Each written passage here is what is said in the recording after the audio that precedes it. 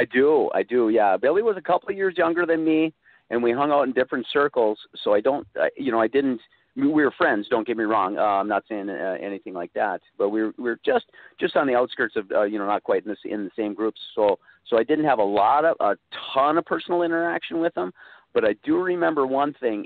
I remember when he grew up, when he hit, there was one spot in the summer where he grew up, where he turned to a little kid to, oh wow, okay, I guess I got to watch out for this guy, because we were so like a lot of pool players, I don't play very much pool in the summer, too busy doing a lot of stuff or going to the cabin or hunting or fishing or fishing or camping like a lot of people are, and so it got to be about fall and pool time, and I came back to Diamonds to play a game, and Billy was there, and again, being fortunate that I was one of the upper junior players then, the younger kids I would spot them, give them weight while we were playing sets or stuff like that, and Billy came up to me one time, and he must have just shot up like a weed that summer, and he was looking me right in the eyes, or probably looking down on me, because I certainly am no towering figure.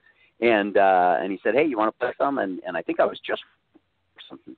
And I said, "No, I can't this time, but maybe next time." And he said, "Okay, that's fine." And he said, "Just want to let you know, the next time we play, I don't need the spot anymore." I was like, "Oh, okay." And boy, no, he did not need the spot. I mean, he wow, as anybody who knew Billy and knew his ability, oh my goodness, he was so good. It just was fantastic. I mean, the only person that could hold a candle to him was Marcus, and Marcus moved into town, and Marcus was just incredible. But yeah, Billy was something else. He was such a great player.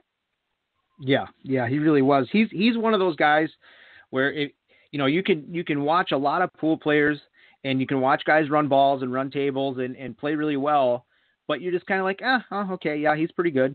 But he's one of those guys where you watched him, you watched his stroke, you watched the way he played. He was one of those guys that just wowed you. Yeah, he was amazing. Remember, Daryl had a pool tournament over at Horseshoe, and he had a couple different names for some of his tournaments.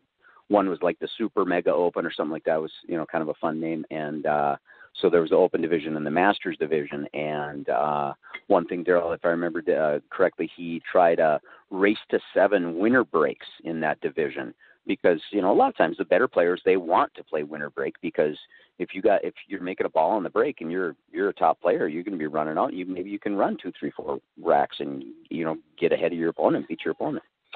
Billy played in the Masters division that year, and his grandpa, Art Engstrom, was very proud of him and paid a lot of money for him in the Calcutta. And I'm sure there was whispers about, maybe people saying that maybe Art paid a little too much just because he was his grandson, but Billy was damn good. And I can't remember who Billy was playing, but it was a very high-level player, top-level player. Might have been Demi from the Twin Cities, or I can't remember, maybe Vince. I don't recall, but I mean, it was nobody to mess around with.